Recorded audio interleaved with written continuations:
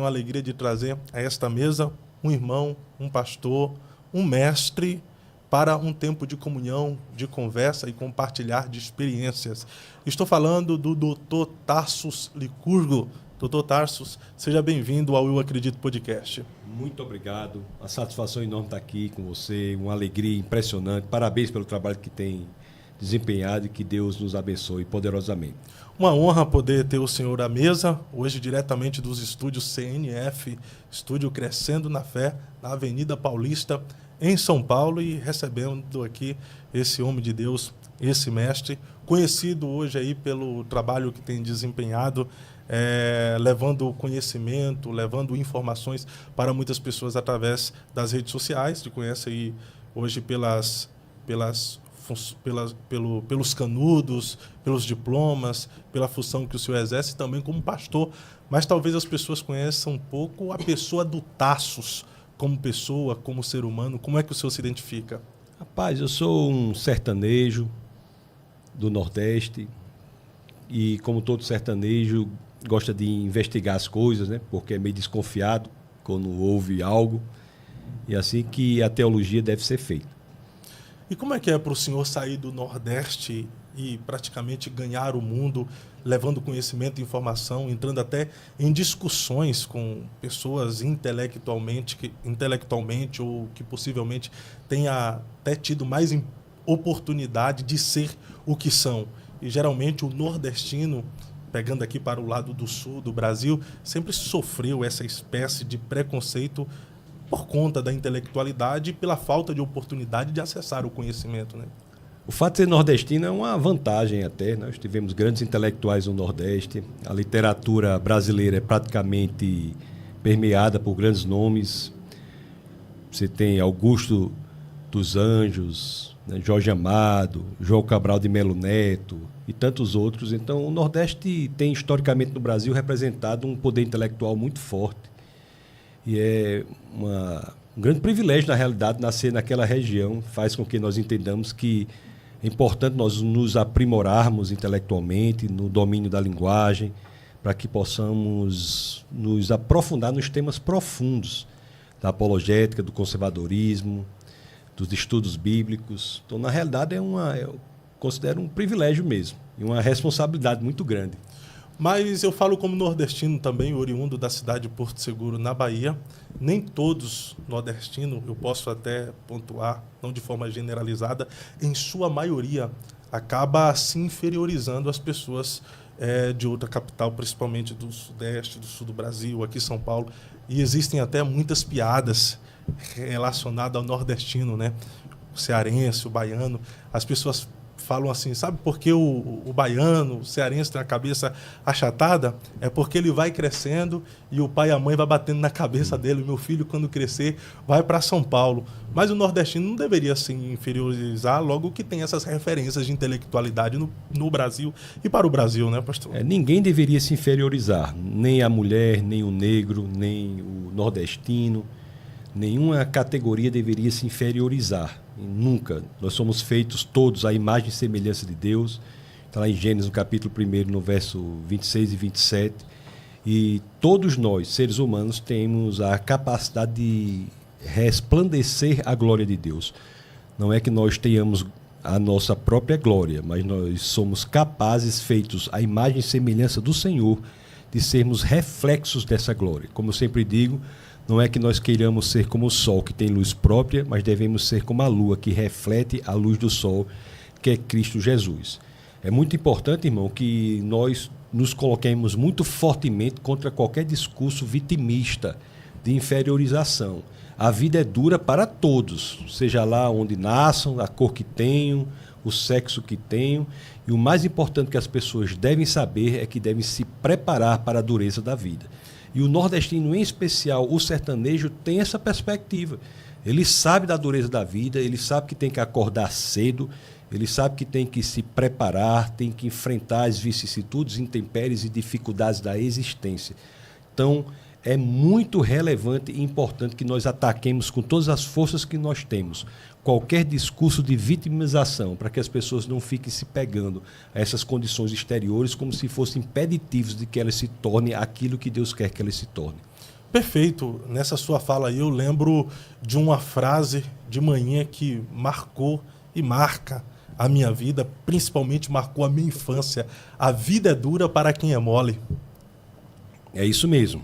A vida é dura e muitos querem ser credores do Estado, credores da sociedade, sem fazer o que tem de ser feito.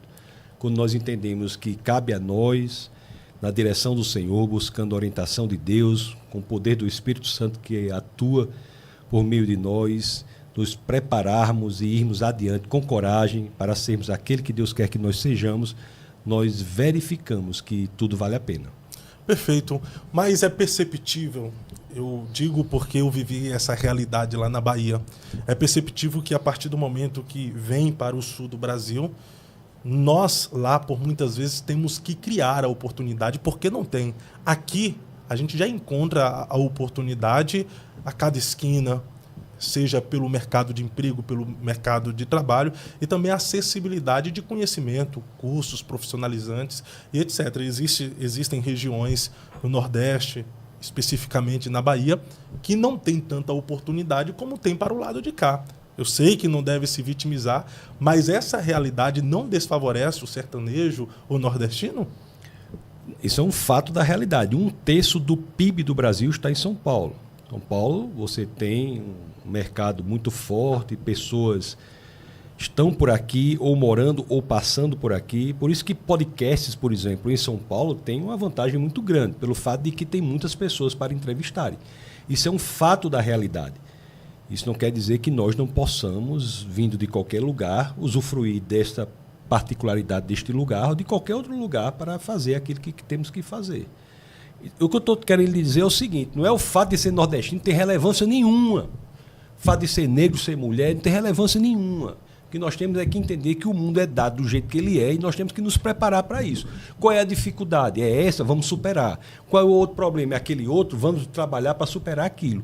O que eu estou apenas querendo dizer é que a gente não pode ficar se pegando em coisas que vão favorecer que nós nos vitimizemos.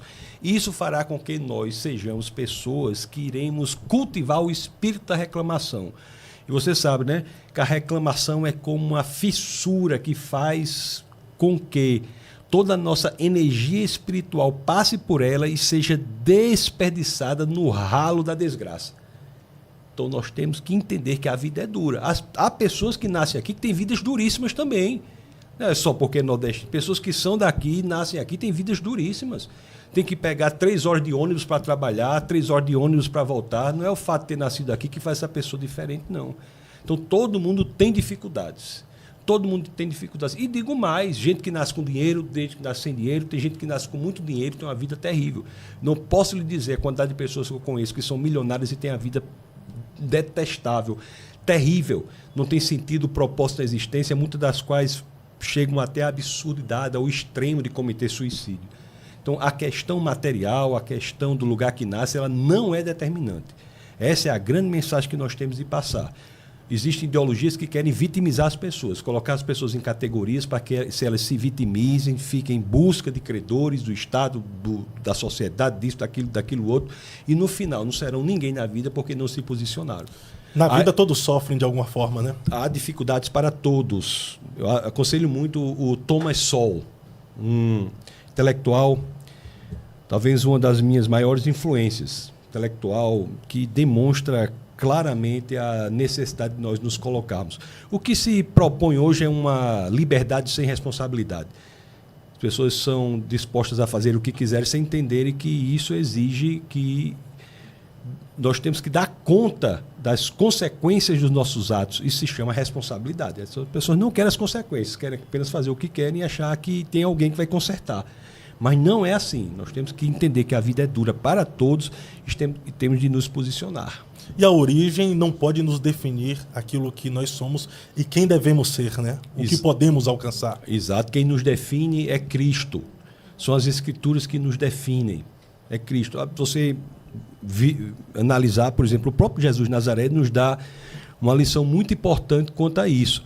Ele, quando resolve ingressar no mundo, ingressar no espaço-tempo, ele escolhe Nazaré.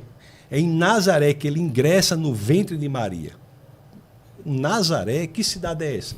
Nazaré não é mencionada em nenhum livro do Antigo Testamento, não é mencionado em nenhuma literatura intertestamentária entre o Antigo e o Novo Testamento, não se menciona. Nazaré não era uma cidade importante economicamente, não era uma cidade importante politicamente, não era uma cidade importante culturalmente, e é ali que o Deus Criador dos céus e da terra resolve ingressar no espaço-tempo, no mundo, para nos resgatar. O próprio Jesus, só no lugar em que ele escolhe para ingressar no mundo, já nos dá um ensinamento muito poderoso para dizer que não é o lugar onde nascemos, ou a cor que temos, ou seja lá o que for que nos define. Quem nos define é Cristo Jesus. Então o senhor discorda totalmente do discurso que aponta o negro, o preto, ele tem que ser bom duas vezes para conseguir alcançar algo. É até uma canção do Racionais MC, né, que o preto, o pobre, tem que ser bom duas vezes para se destacar no meio da sociedade. E também o nordestino, ele quando vem para o outro lado, para outra extremidade do Brasil, ele tem que mostrar, ser bom naquilo que faz também, para conseguir destaque, ser visto. Quase 100 anos antes de Obama ter sido o presidente negro dos Estados Unidos, nós tivemos um presidente negro no Brasil, Nilo Peçanha. Quase 100 anos antes de Obama, nós tivemos um presidente negro. Você tem Pelé, considerado o rei Pelé. Quando eu digo isso, eu me lembro que o Brasil tem outro rei, né, que é o Roberto Carlos, né, que é um negro e um mestiço. É verdade. Divide a monarquia. O patrono da literatura nacional é Machado de Assis. Outra coisa, não há racismo estrutural no Brasil. A razão disso é que nós demos a solução, que é a mestiçagem. Nós somos absolutamente misturados. Você vai para qualquer palestra no Brasil, em qualquer lugar que você for, você olha para a plateia, tem pessoas de todas as cores. Isso é de uma beleza única. A mestiçagem é a prova de que nós não somos estruturalmente racistas. Nós podemos ter pessoas racistas, como tem assassinos, estupradores, loucos, que enveredam por absurdidades e loucuras como essas. Mas a sociedade como um todo não tem estruturalmente racista. Então, o racismo estrutural, na sua visão, não existe? No Brasil não existe, e digo mais, o negro que acreditar nisso está fazendo um desserviço a ele mesmo. Vítima da sociedade, então, para o senhor não existe? Vítima da sociedade? Sim. O negro? O negro no geral, que, por exemplo... Amigo, o sertão do Nordeste são pessoas loiras sem ter o que comer. Vá para a região do Seridó, no sertão do Rio Grande do Norte, são pessoas loiras, passando fome. O problema do Brasil é muito mais complexo. Não tem a ver com a cor da pele. Vá para o Brasil real, o Brasil profundo, o Brasil verdadeiro. Onde é que há racismo estrutural? Pessoas de todas as cores passam por todas as dificuldades. Agora, eu acho e tenho uma convicção plena de que aqueles que são negros e enveredam por essa ideia, eles se prejudicam. Porque passam a pensar que têm de ser credores. Então, deixa de ser vítima da sociedade para ser vítima de uma ideologia. Serem cooptados pela ideologia. A própria escravidão, né, que é o argumento da vitimização, a escravidão, algo que é um horror e não tem a ver com a cor da pele. O nome escravo vem de eslavo. Os primeiros escravos dos Estados Unidos eram brancos. Os negros que foram escravizados pelos portugueses foram eles mesmos, os negros, antes do século XV ao século XVIII, escravocratas no que diz respeito aos piratas berberescos de portugueses. Os negros escravizaram portugueses também. Então, negro escravizou branco, branco escravizou negro escravizou negro, branco escravizou branco. Não tem isso. Até hoje, na Síria, você tem escravidão. Sim. Você tem, é uma chaga da civilização. O que eu estou dizendo aqui é o seguinte, para ficar bastante claro. Paquistão tem escravidão, né? E não é de negro necessariamente. É isso que eu estou dizendo. Se você enveredar por esses grupos que cooptam, que sequestram as pessoas para exercer domínio sobre elas, a pessoa vai estar escrava. Aí sim é uma nova senzala ideológica. Já nós estamos aí no Dia da Consciência Negra, onde exaltam Zumbi dos Palmares, pegando a história, ele foi um dos que levava os negros para serem escravos, né? Porque não fala de João Rebouças, Nilo Peçanha, Machado de Assis. Por quê? Onde é que estão essas pessoas? Mas a questão de vítima da sociedade, o senhor não concorda que uma pessoa que nasce, vamos lá, em uma comunidade pobre, miserável, onde quem manda nessa comunidade é o crime organizado, o meio ali não acaba influenciando muito essa pessoa? Eu sei que tem gente que viveu nesse meio, conseguiu romper na vida, ser um cidadão de bem e uma pessoa extraordinária como profissional. Mas, em contrapartida, outras pessoas se deixaram ser influenciadas pelo crime, pelo tráfico, pelas drogas. Essa pessoa não foi vítima dessa sociedade em que ela nasceu? Se ela é vítima, nós temos que prender a sociedade e deixá-las na rua. Se o seu entendimento que essa pessoa é vítima da sociedade, está errado. Vamos prender a sociedade, colocar toda a sociedade no presídio e deixar essa pessoa solta na rua. Então de quem ela seria vítima? De ninguém. Vítima dela mesma. O meio influencia, mas não é determinante. E não tem a ver necessariamente com questões materiais. É isso que eu estou chamando a atenção. A desgraça está em todo lugar e tem a ver com o pecado. Com o pecado. São quantas pessoas que se tornam pessoas extremamente bem-sucedidas na vida porque enveredam pelo caminho do estudo, do trabalho árduo, da superação das dificuldades. Quantas pessoas que eu conheço aqui na cidade de São Paulo que estavam na Cracolândia e, graças à Igreja do Senhor, endireitaram sua vida e hoje têm família, carro, trabalho. Quantos nordestinos, nascidos no sertão do Nordeste sem ter o que comer, foram para a capital para estudar e foram, na geração anterior a mim, os melhores médicos das capitais nordestinas. Muitos deles vieram do sertão. Do sertão, com muito mais dificuldades do que os jovens das capitais. Vamos ver as evidências.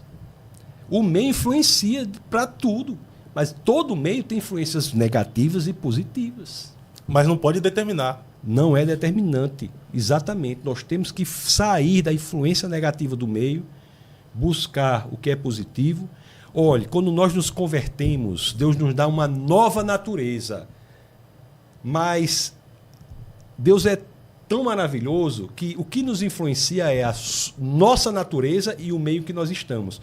Quando nós nos convertemos, Deus nos dá não apenas uma nova natureza, mas nos dá um novo meio, que é a Igreja do Senhor. Perfeito. É por isso que tem muita gente que vivia à margem da sociedade e, após se converter, se torna um empresário. Além de salvos, se tornam bem-sucedidos na vida. Lógico, você vê no sertão, que eu sou de lá, conheço pessoas que foram seguradas no caminho certo pela igreja. Notadamente igrejas o quê? Pentecostais, com pastores, às vezes, sem muito preparo teológico, mas homens seríssimos, determinados, que pregavam com base na palavra. E aquela criança nasce ali, numa cidade paupérrima, com a família passando fome, e se torna uma pessoa próspera. Não só materialmente, mas também, mas não só materialmente, mas próspera no sentido de ter uma família, de ter um propósito, de ter uma missão na vida. Pastores iletrados, cheios do Espírito Santo, que faz a diferença. Né? Eu até participei de outro podcast, eu disse, a Igreja do Senhor é o único lugar na face da terra em que o doutor senta e o analfabeto prega. E o doutor tem a vida transformada pela pregação do analfabeto, porque o poder não está no analfabeto, está na palavra do Senhor. É o único lugar na face da terra. Aliás, voltando a essa questão racial que o senhor trouxe aí, pega as Assembleias de Deus, desde sempre com mentores e homens de uma sapiência indizível, grandiosa, negros. Sim. Não é verdade? Sim, sim. A Assembleia de Deus é um lugar de muitos ex, né? O senhor pega lá ex-traficante, hoje pastor, ex-criminoso, hoje pregador do evangelho, ex-prostituta missionária, exercendo um trabalho de evangelização incrível. E tantas outras igrejas que estão nas comunidades fazendo um trabalho de excelência para o reino. Amém. Tirando muita gente das garras do inferno e transportando para a maravilhosa luz de Cristo. Né? Saqueando o inferno, povoando o céu. Essa linguagem é pentecostal. Né? Olha, Não é nossa missão, né? É nossa missão. É saquear o inferno e povoar o céu. Desse jeito. Existiu Tarsus antes de conhecer a Jesus? Quem era ele? Como vivia? Rapaz, eu tinha uma espécie de tristeza, assim, gospel depois da minha conversão, né? Vamos dizer assim, porque eu não tinha esses testemunhos maravilhosos assim que tem, né? A pessoa diz, eu era assassino, eu era isso, né? Eu tinha uma vida normal, mais ou menos, mas minha vida era sem propósito, sem sentido, sem significado. O que a conversão me trouxe poderosamente foi uma percepção de propósito maior na vida, de trazer a eternidade para esta vida, ver tudo da perspectiva da eternidade. Tudo que nós fazemos aqui tem repercussões que ecoam pela eternidade. Então, essa dimensão foi que preencheu minha existência de forma muito poderosa. E eu passei a ver essa vida de forma totalmente diferente. Não é que as coisas mudaram, mas é a forma que eu as via que foi radicalmente transformada graças ao Evangelho do nosso Senhor e Salvador Jesus Cristo. Fazendo uma alusão à obra de C.S. Lewis, ele dizia: nós sabemos que o sol nasceu não porque nós olhamos para o sol, mas porque graças a ele nós vemos todas as demais coisas. Então o cristianismo faz com que nós vejamos todas as demais coisas de uma forma diferente. Então essa foi a grande radicalização da minha existência. Mas o senhor teve essa percepção que era pecador e precisava de um salvador. Isso, foi minha conversão. Se deu de uma forma interessante, porque primeiro teve o convencimento. Eu era ateu e minha esposa se converteu antes e eu frequentava a igreja com ela esporadicamente, gostava da igreja, gostava dos crentes, achava apenas que eles estavam errados. Eu não era um ateu que tinha raiva do crente, porque existem ateus, e eu devo lhe dizer, que são ateus não por questões intelectuais, mas por questões morais. O meu caso era por questão intelectual. Os ateus por questões morais são aqueles que negam Deus não porque acham que o sistema de cristianismo não é verdadeiro, mas porque eles querem um sistema de mundo que dê vazão aos desmandos que eles querem levar na vida. Então o ateísmo diz: você faz o que você quiser.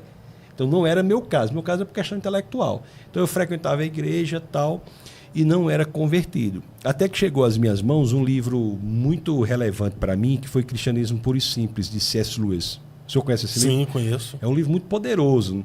E, a partir daquele livro, eu tive acesso a muita literatura profunda, de qualidade, que eu desconhecia no cristianismo. O livro Cristianismo Puro e Simples, ele aborda os temas sem fugir deles. É uma literatura muito delicada também na sofisticação dos argumentos. E eu fiquei muito impressionado. Que de puro e simples só tem um título, né? Porque o livro em si não é tão puro e simples assim. Em inglês seria Mere Christianity, cristianismo mero. O que ele quer dizer é que ele aborda o essencial do cristianismo, sem entrar nos elementos periféricos, o essencial do cristianismo. Então, a partir daí, eu tive acesso a muitos outros livros e aquilo fez com que eu enveredasse por um processo não de conversão, mas de convencimento. Então, eu passei a estar convencido da veracidade do cristianismo em oposição às demais visões de mundo, ateísmo, islamismo, e etc, etc. Mas não era convertido genuinamente. Até que minha esposa engravida da nossa segunda filha, que é Lissa, e ela com 9 dias ela faleceu. E no falecimento da minha filha, eu tive que me posicionar. É como se o peso da existência caísse sobre os meus ombros e, naquele momento, eu tinha que me posicionar veementemente diante da vida. Ou eu voltaria a um ateísmo irresponsável, ou eu falaria, como o apóstolo Paulo fez na carta aos Filipenses, capítulo 1, verso 21, viver é Cristo, morrer é lucro. Então, a minha conversão foi ali. É interessante notar que o elemento intelectual não converte ninguém. Você pode estar convencido da viabilidade intelectual do cristianismo e não ser cristão. A conversão genuína é uma rendição. É você dizer: eu não mais posso, eu me rendo, que o Senhor seja poderoso na minha vida e alcance e exerça a liderança da minha existência. Foi naquele fato específico em que houve a minha conversão. Mas não houve assim uma experiência sobrenatural com Deus?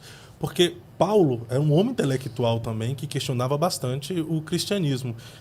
Então, para ele ter a sua vida mudada, transformada, precisou ele ter aquela experiência com aquela forte luz em Damasco. E muitos ateus que se converteram, eles também contam uma experiência sobrenatural com Deus. O senhor teve uma experiência ou só foi um convencimento? Você ter uma paz, um sentimento de propósito diante da morte da sua filha é sim uma experiência sobrenatural, eu diria equiparável ao que Paulo passou. E o que é interessante é que Paulo, ele buscava a verdade e Deus se mostrou para ele. Assim como todos nós que buscamos a verdade, Deus se mostrará para nós. Então, essa experiência de encher a vida de propósito, de sentido, de significado, quando normalmente as pessoas poderiam enveredar pelo desespero e a angústia profunda é muito significativa para a conversão. Então o senhor passou essa experiência da filha do senhor está beirando a morte? Beirando não, ela morreu. Ela chegou a morrer? Foi, isso que eu estou lhe dizendo. Ela faleceu. Foi no falecimento da minha segunda filha que eu tive que me posicionar.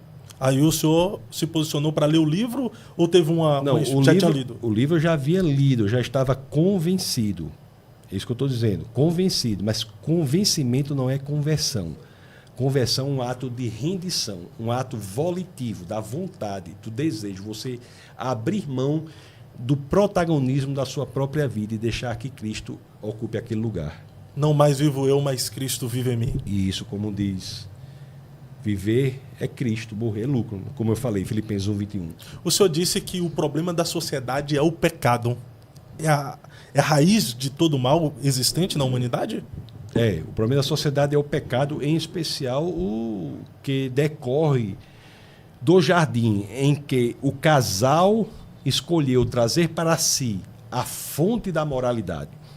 O que é certo, o que é errado, justo, injusto, bom ou mal, não mais depende de uma fonte de moralidade objetiva que é Deus, mas depende de cada um. Então, quando a serpente faz a sugestão, não basta que você seja feito à imagem e semelhança de Deus, mas você pode ser como Deus, conhecedor do bem e do mal, e a humanidade traz para si a possibilidade de ser ela mesma, a humanidade, a fonte de sua moralidade, é que todas essas desgraças acontecem. Quando hoje em dia se diz, se você deseja, vá adiante e faça que é bom, se você quer, vá adiante e faça que é bom, isso é exatamente a proposta que a serpente fez para o casal. Então, esta é a fonte de toda a desgraça, a humanidade ter decidido ser a fonte da moralidade. Mas nós temos a capacidade de vencer o pecado ou só Cristo, que na cruz venceu o pecado por nós? A maldição decorrente do pecado recaiu sobre a serpente. E logo após, quando Deus olha para Adão, está no capítulo 3 de Gênesis, e vai amaldiçoá-lo, a maldição não recai sobre Adão, recai sobre a terra. A maldição que era para recair sobre a humanidade é postergada para o momento em que o próprio Deus se faz homem para fazer com que recaia sobre ele a maldição que cabia à humanidade. Por isso que Cristo se fez maldito na cruz. Então, graças ao que Jesus fez, nós, estando nele, conseguimos lidar com o problema do pecado. Só é possível lidar com o problema do pecado porque Cristo satisfez a exigência de justiça por ter se submetido à cruz. É na cruz em que a linha da justiça cruza a linha do amor. É ali em que a nossa salvação é conquistada. Não é que ela seja de graça. Esse é um erro muito comum. A salvação não é de graça. Ela é caríssima. A boa notícia é que o preço já foi pago. Por isso que nós encontramos a salvação. Em Cristo. Em Cristo, unicamente. João 14,6. Eu sou o caminho, a verdade e a vida. Ninguém vem ao Pai senão por mim. A salvação é exclusivamente por meio de Cristo Jesus. Se o problema da sociedade, da humanidade é o pecado, todos nós nascemos em pecado, então o problema da humanidade somos nós. O problema da humanidade foi o pecado ter entrado no mundo. E porque nós decidimos fazer dessa forma, nós temos livre-arbítrio. E pelo exercício do livre-arbítrio, nós decidimos sermos a fonte da moralidade. Mas esse problema foi resolvido, conforme eu disse, basta que abramos o nosso coração para o nosso Senhor e Salvador Jesus Cristo, para o poder salvítico decorrente de Cristo Jesus, para que rompamos com as correntes que nos escravizam ao pecado. Quando a Bíblia diz que você é escravo do pecado, é porque o pecado exerce um senhorio sobre você. Em Cristo Jesus nós conseguimos romper com essas correntes e encontramos novamente a liberdade. Isso lá em Êxodo, no capítulo 6, no verso 6, na terceira parte, é a terceira promessa que Deus faz a Moisés, que é: vos resgatarei com braços estendidos e com poderosos atos de julgamento. Essa promessa feita a Moisés, vos resgatarei, em hebraico é do verbo gaal, que quer dizer pagar o preço que for necessário para comprar de volta para si o que já era seu, mas fora alienado a outrem.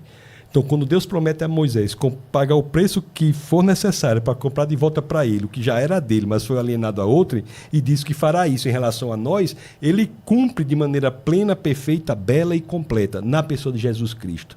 O que Jesus Cristo faz de mais belo na cruz é exatamente o cumprimento pleno da terceira promessa de Êxodo 6,6, que é nos resgatar. É tão interessante isso que lá em Êxodo 6,6 diz, até a forma como ele fará isso. Ele diz, farei isso com braço estendido na cruz e em poderosos atos de julgamento, que é exatamente o advento da cruz, em que nós temos o maior ato de julgamento da história da humanidade, em que ocorreu o que eu já disse, que a linha da justiça cruza a linha do amor. Recebi a Cristo. Agora eu sou um pecador lutando para ser santo, ou eu sou um santo lutando contra o pecado? Essa é uma questão muito interessante, mas que causa muita polêmica, mas no meu entendimento, quando nós recebemos nosso Senhor e Salvador Jesus Cristo, nós não temos mais a natureza do pecador, porque o Espírito do Deus, Criador dos céus e da terra, não habitaria em alguém com essa natureza. Não quer dizer que alguém que não tem essa natureza não possa eventualmente pecar, mas que quando peque, por não ter a natureza de pecador, ele se sinta mal. E aí tem que resolver isso. Como não ter natureza de pecador se nós herdamos a natureza pecaminosa, caída, desobediente de Adão? Porque pelo que Cristo fez na cruz, nós temos nova natureza. Se você for para o Evangelho de Lucas, no capítulo 19, você vai ver a ceia. Ali na ceia tem 2 cálices. O segundo cálice diz respeito à segunda promessa de Êxodo 6,6. Eu falei da terceira promessa antes, agora eu vou falar da segunda promessa de Êxodo 6,6, que é a seguinte, que vos livrarei da servidão, da escravidão. Deus promete nos libertar da escravidão. E lá em Lucas, no capítulo 18, lá em Lucas, eu acho que capítulo 28, Lucas no capítulo 28, o que é que nós temos lá no capítulo 28 de Lucas? Ele dizendo que o segundo cálice diz, este é o cálice da nova aliança. Graças à nova aliança que é decorrente do sangue vertido na cruz, nós temos a nossa natureza transformada e o cumprimento da promessa feita em Êxodo 6,6, da segunda promessa, que é qual? Nos libertar da escravidão. Quando ele nos liberta da escravidão, escravos, servos, pecadores nós não somos. Isso não quer dizer que nós não possamos pecar, eventualmente. Mas quando nós eventualmente pecamos, nós sentimos em nós algo errado. Aquele que não tem natureza de pecador não peca tranquilamente. Não peca em paz. Não peca em paz. Não peca em paz. Automaticamente ele busca no Senhor o arrependimento. É como se eu lhe chamasse, por exemplo, para pescar. Vamos pescar esse final de semana? Aí a gente vai pescar tal. Aí você vai lá e pesca muito bem. Mas isso não quer dizer que eu possa lhe chamar de pescador. Mas embora eventualmente você possa pescar. Mas como é que eu não sou pecador se eu peco? Não é complexo de se entender? Até Martinho Lutero falou sobre isso, né? Assim como você pesca sem ser pescador. É exatamente o exemplo que eu dei. Eu achei que o velho homem tinha morrido afogado nas águas do batismo, mas descobri que o miserável sabia nadar e eu tenho que lutar contra ele todos os dias. Sim, você tem um processo de santificação que lhe é dado, de melhoramento. Como o Espírito do Deus, Criador dos céus e da terra, pode habitar alguém que tem natureza de pecador? Você seria fulminado. Mas essas são questões muito pontuais, né? É uma vertente, uma visão. É uma visão que eu acho muito improvável defender que alguém que possa ter uma natureza de pecador possa ter, habitando nele, o Espírito do Deus Santo, Santo, Santo. Então, sem ser fulminado. Então, o senhor acredita que após Cristo a nossa natureza herdada de Adão, ela é aniquilada? Daqueles que entregarem sua vida a ele genuinamente e se converter, novas criaturas são. Mas por que Paulo se considera como o principal dos pecadores? Bom, ele fica o tempo todo lutando, né, contra aquilo que caracterizou a vida dele, que foi um ataque feroz aos cristãos. O que nós temos que renovar a nossa mente. Pelo um processo de santificação, nós temos que renovar a nossa mente. Isso aí é uma luta constante. A mente tem que ser renovada pela exposição à palavra de Deus e o corpo não se converte. Mas a natureza humana é transformada. É transformada de glória em glória, de fé em fé. É transformada pelo que Jesus fez na cruz. Nós somos dados uma nova natureza. A nós somos dados uma nova natureza. Nós temos nova natureza. E isso é o que muda radicalmente a nossa existência. Mas que natureza agora nós recebemos se o nosso corpo só será glorificado praticamente no arrebatamento da igreja, né? O corpo corruptível será tomado pela incorruptibilidade. Logo que continuamos com o mesmo corpo, com a mesma matéria, não é a mesma natureza só submetida pela graça e não aniquilada? Porque você não é o seu corpo. Você habita em um corpo. Você é o espírito, que é revivificado. A sua natureza não é dada pelo seu corpo. Entendi. Então, o fato de eu pecar, não sou mais pecador. Se você entregou sua vida ao nosso Senhor e Salvador Jesus Cristo, no meu entendimento, você tem a natureza santa, embora possa eventualmente pecar. Existe um processo de santificação, você tem de melhorar ou atuar na sua mente pela exposição à palavra de Deus e o corpo nunca se converte. Mas a sua natureza não é de pecador. Sou um santo com um espinho na carne, igual Paulo? Que seria, até dá para a gente entrar aqui, que espinho na carne seria esse de Paulo? O que é que as escrituras dizem? Quem enviou o espinho na carne? Deus. Satanás. Satanás, né? Abra as escrituras aí.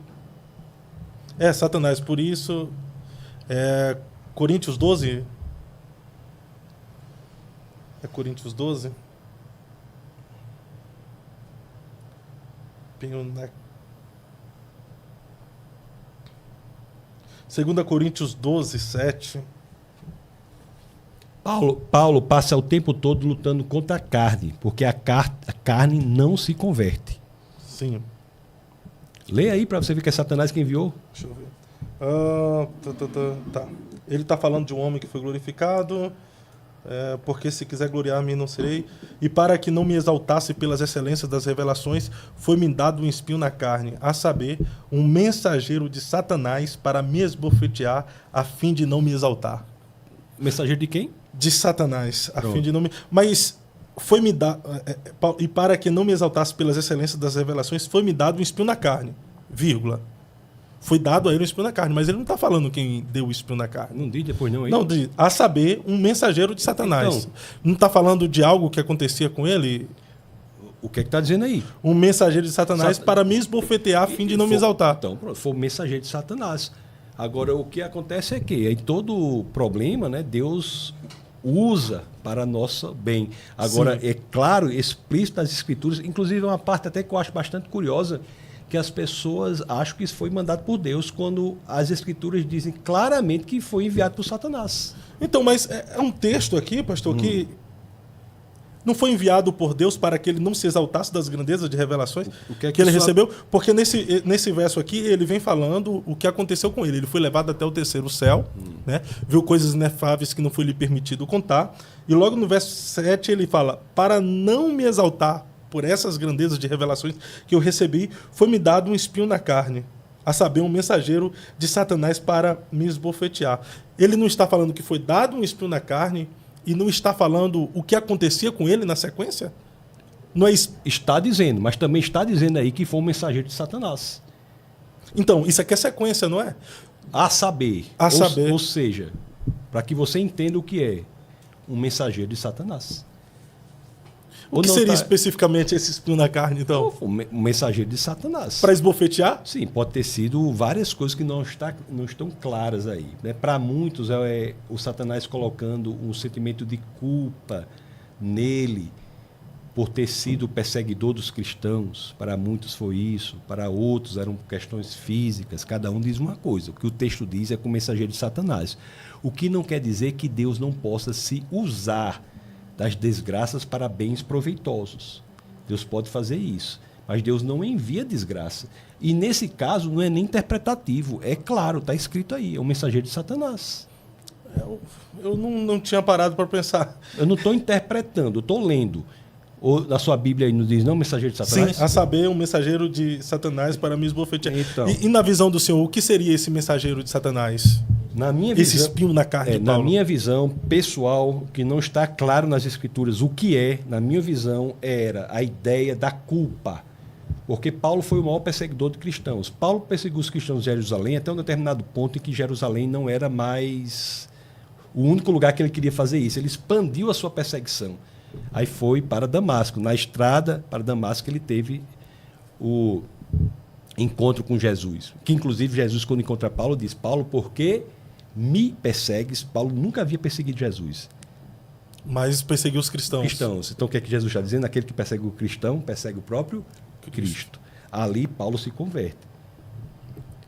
Então essa culpa de ter sido responsável pela perseguição dos cristãos em Jerusalém, e não só em Jerusalém, mas fora de Jerusalém, na minha opinião, você está perguntando uma opinião que não está clara, que é mensageiro de Satanás, está claro na Bíblia. Agora, o que era o espinho, na minha opinião, esse sentimento de culpa. E não foi enviado por Deus, foi enviado pelo próprio Satanás. Vamos ler de novo aí, irmão. Aqui ficou um pouquinho... Então lê de novo aqui, aí. Ó. E para quem... Eu vou pegar uma outra tradução aqui. Deixa Deixa eu pegar uma outra tradução aqui.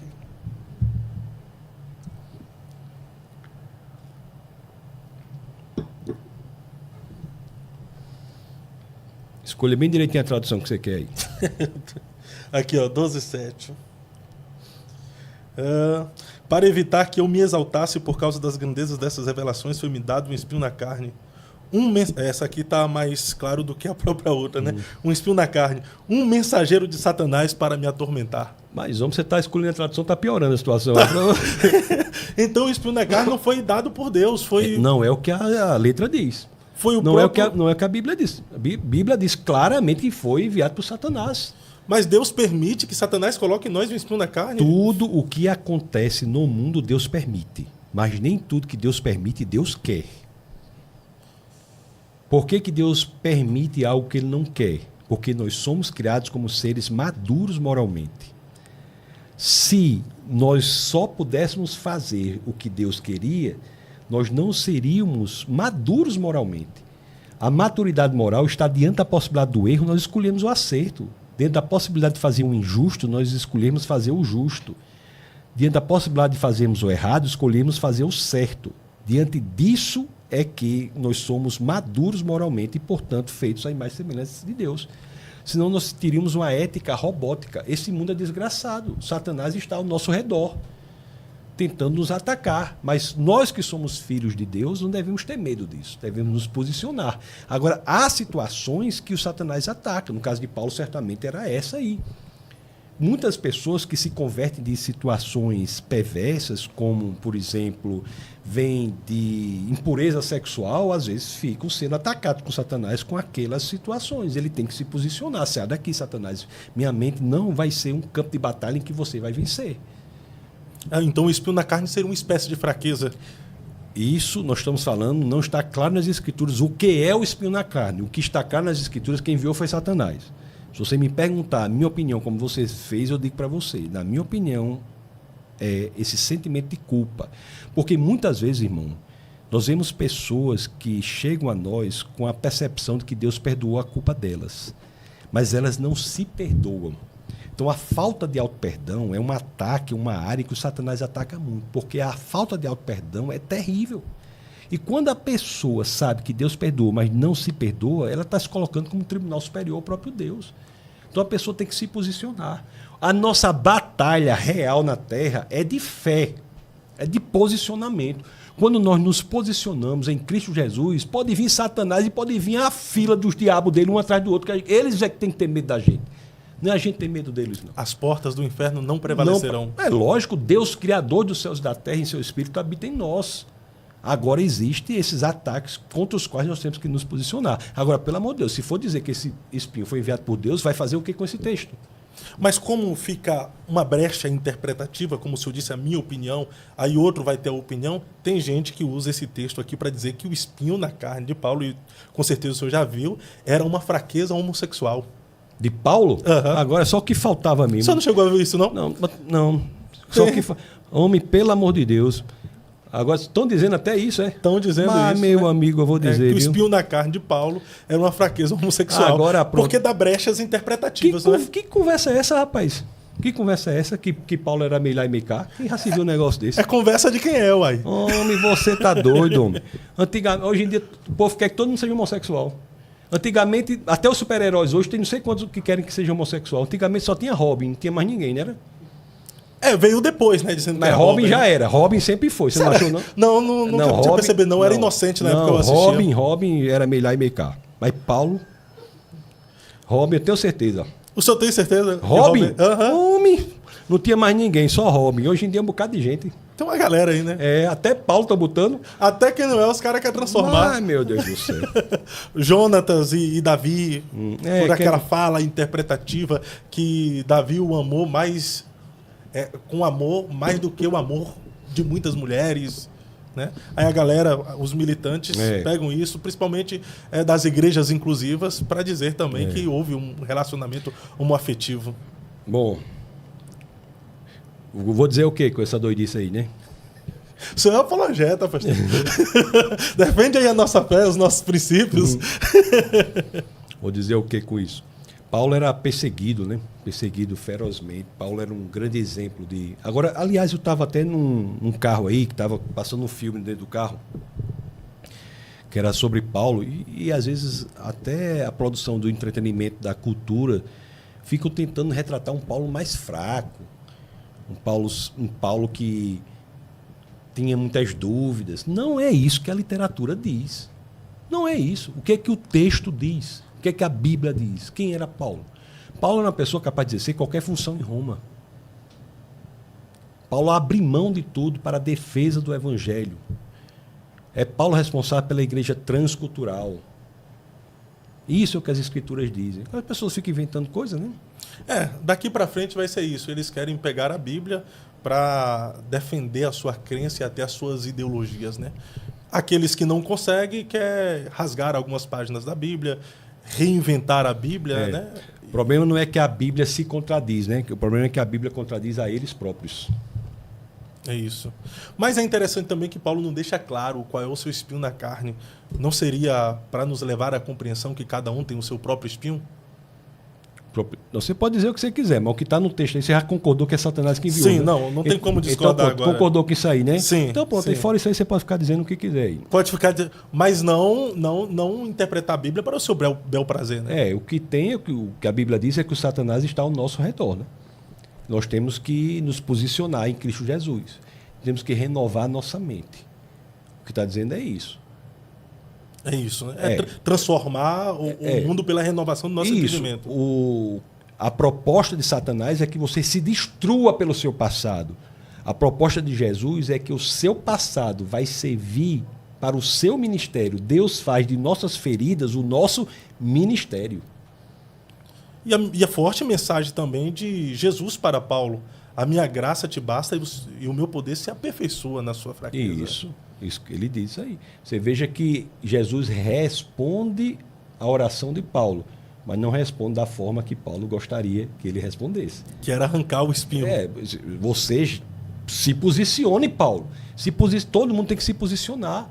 Vamos nos posicionar naquilo que Deus já nos deu.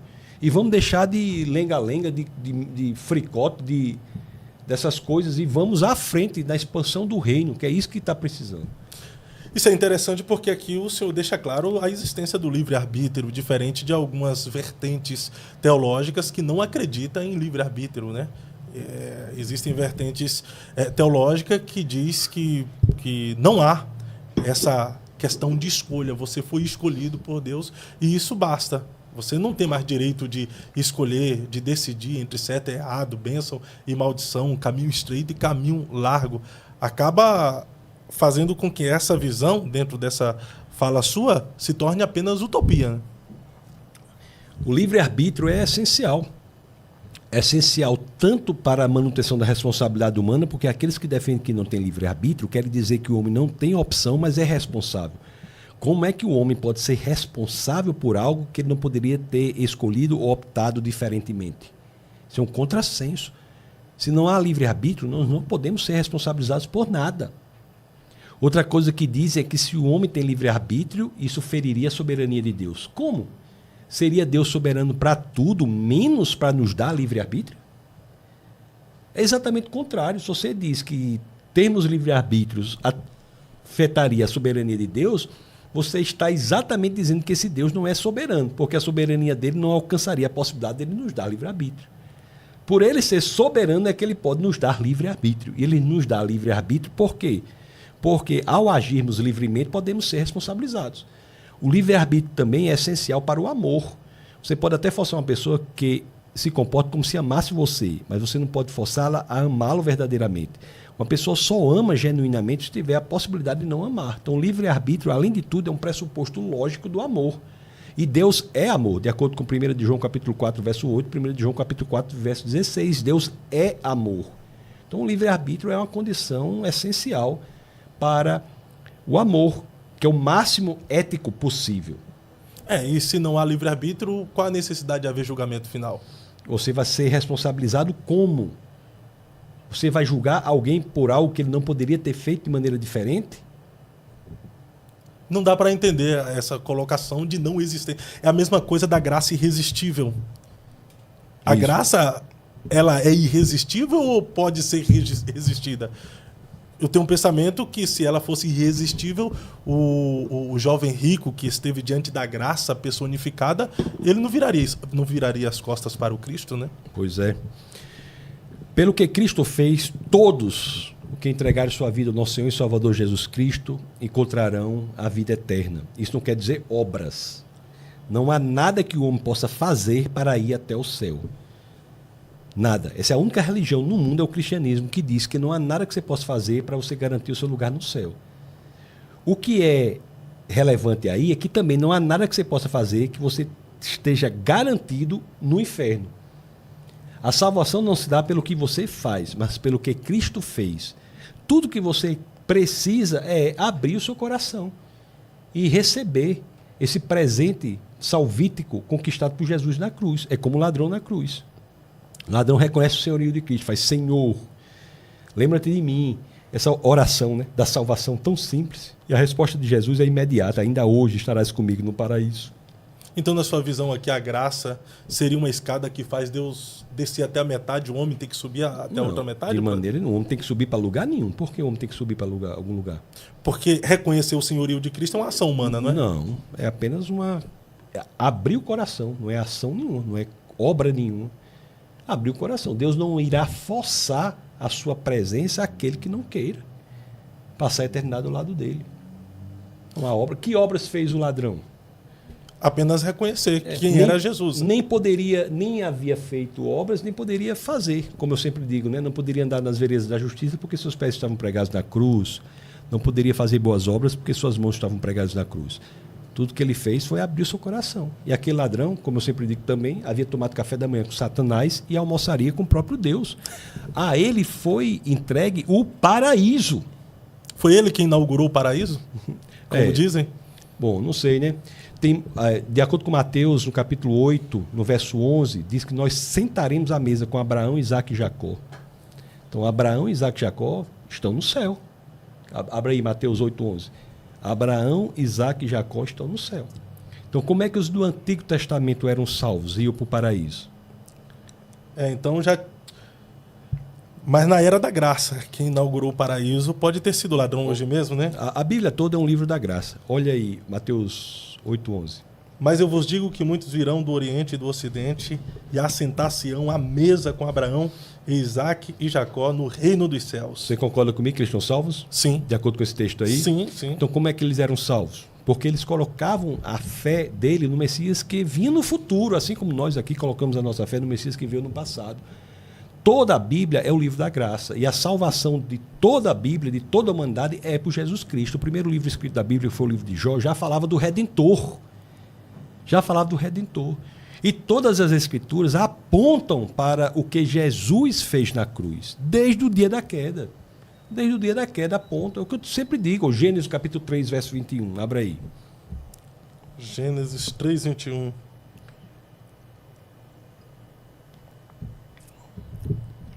Aqui. E fez o Senhor Deus a Adão e a sua mulher túnicas de pele e os vestiu. No dia da queda, né? No dia da queda, Deus veio e fez roupas, túnicas, vestes de pele e os vestiu para lidar com o pecado. O que é isso aí? O que é que Deus estava ensinando para o primeiro casal da humanidade? Essas peles não eram artificiais, concorda? Concordo. Eram as peles naturais. O que houve aí para ter essas peles? Sacrifício. O animal foi morto. Adão ficou impressionado, boquiaberto, estupefato diante desse momento em que o animal foi morto para lidar com o pecado. Isso é uma ministração poderosa de Deus para o que aconteceria de forma plena, profunda na cruz. Deus, no dia da queda, já começa a ministrar sobre a cruz. Aí, Gênesis 3, 21. E quando eu falo sobre isso, eu não perco a oportunidade de dizer: se você é daqueles que acha que Deus veio à Terra primeiramente para trabalhar como carpinteiro, não se esqueça que ele já esteve aqui bem antes para trabalhar como alfaiate. Boa. E isso também é manifestação da graça no Antigo Testamento. Toda a Bíblia é o livro da graça. A lei nunca foi dada para um povo para que ele cumprisse a lei e se tornasse povo de Deus. A lei era dada para um povo que já era compreendido como povo de Deus. A lei reflete quem Deus é um processo de santificação. Os 4 primeiros mandamentos dizem respeito ao nosso relacionamento com Deus, e os 6 últimos mandamentos dizem respeito ao relacionamento com o outro, mas esses 6 últimos também falam de quem Deus é. Quando diz não mentirás, é porque Deus é a verdade. Não adulterarás, é porque Deus é fiel. Não furtarás, é porque Deus é confiável. E assim sucessivamente. Não assassinarás, e a tradução correta é essa, as Bíblias traduzem por não matarás, mas é não assassinarás, é porque Deus é a vida. Então, os mandamentos nunca foram dados como escadas para o povo se tornar povo de Deus. Os mandamentos foram dados como algo para se buscar, porque já se era povo de Deus. Mas existem algumas pessoas que falam que a graça acaba, o tempo da graça, a dispensação da graça pós-Cristo. Jesus, ele foi mais rigoroso do que a própria lei, né? Porque na lei dizia se o homem fosse pego no ato de adultério. Jesus diz, aquele que olhar para uma mulher com desejo impuro em seu coração já comete adultério. Jesus traz para o âmbito do coração a lei. Jesus diz que não basta a ação, é a intenção, é o coração que a motivação. Importa. O coração é que é exposto diante de Deus. Uma das orações mais poderosas que tem, sabe qual é? Senhor, mostra-me o meu coração. Você veja que um judeu, por exemplo, que não entende essa ação de Deus por meio de Jesus, que é Deus encarnado, em trazer para o coração a lei, é uma interpretação judaica bem superficial, porque um judeu, por exemplo, pode desejar outra mulher quantas vezes quiser, que não é pecado para ele. O pecado para o judeu é a ação. No caso de Jesus, dizer o que vai ser, de fato, quem você é. Não é a forma como você se exterioriza, mesmo que hipocritamente. O que Jesus está dizendo é a hipocrisia não será considerada, porque o que é sondado é o seu coração. Jesus sempre olha para o coração. É o coração. Desde de Samuel, né? Não atento para a aparência, não vejo como o homem vê, eu olho para o que está no coração. Perfeito, para o coração. É impossível enganar a Deus. Você pode enganar outra pessoa, alguns enganam-se a si próprios, mas não enganam a Deus. Deus também não se deixa escarnecer. Aquilo que o homem semear, ele vai colher. Isso Isso é fato. Mas, pastor, dentro dessa perspectiva e dentro aí da visão do Senhor, após Cristo nós temos essa liberdade do pecado. Nós somos livres do pecado. Mas até onde vai a nossa liberdade? Nós não somos livres do pecado. Aqueles que entregam a vida ao nosso Senhor e Salvador Jesus Cristo e contam liberdade do senhorio do pecado, eles se tornam o povo de Deus. Agora, ainda existe a luta contra a carne. Ainda existe a renovação da mente. Isso será resolvido quando definitivamente o mal será julgado no mundo. E, aliás, o fato de nós não sermos destruídos quando Deus julgar a maldade do mundo é o fato da nossa natureza estar em Cristo. Mas aí não entra em uma teologia que está sendo pregada hoje em muitos lugares e igreja chamada de hipergraça, que levam as pessoas a usar a liberdade que Cristo nos concedeu, da ocasião à carne, à libertinagem, conforme Paulo disse aos Efésios? De forma alguma, porque aqueles que pecarem e se sentirem bem com o pecado não tem uma natureza de alguém que foi recriado. Amigo, quando nós entregamos a nossa vida ao nosso Senhor e Salvador, nós temos nova natureza. Por isso que o segundo cálice, que é referente à segunda promessa de Êxodo 6,6, é uma promessa que diz respeito à mudança da natureza e, portanto, é preciso uma nova aliança. É a mesma, se voltou ao mesmo tema, né? É necessário uma nova aliança para que sejamos recriados. Agora, o que eu estou lhe dizendo é que quem está aqui na Terra não quer dizer que a pessoa não peque. Mas quem é criado de novo, recriado, quem tem o renascimento de novo, quem entrega a sua vida ao Senhor, não vai pecar tranquilamente. Usando as suas palavras, não peque em paz. Porque o Espírito do Deus vivo, Criador dos céus e da terra, do Deus que é santo, santo, santo, vai imediatamente constranger aquele ato. Então, a partir do momento que a pessoa tem paz no pecado, alguma coisa de errado está com o seu cristianismo e com a sua conversão. Se tem paz no pecado, é porque a natureza dele não foi recriada. O crente não tem paz no pecado. Porque a natureza dele não é condizente com o ato pecaminoso. Por isso que ele não tem paz. Existe uma incongruência entre o ato pecaminoso e a natureza dele. Ele pode eventualmente até fazer, mas imediatamente, se ele é crente, ele não vai ter paz naquilo. Tem que ter aquele conflito que havia no apóstolo Paulo, quando ele diz: o bem que eu quero fazer, eu não faço, o mal que eu não quero, eu faço. Se faço o mal que não quero e o bem que quero, esse eu não faço. Isso já não vem de mim, mas do pecado que é em mim.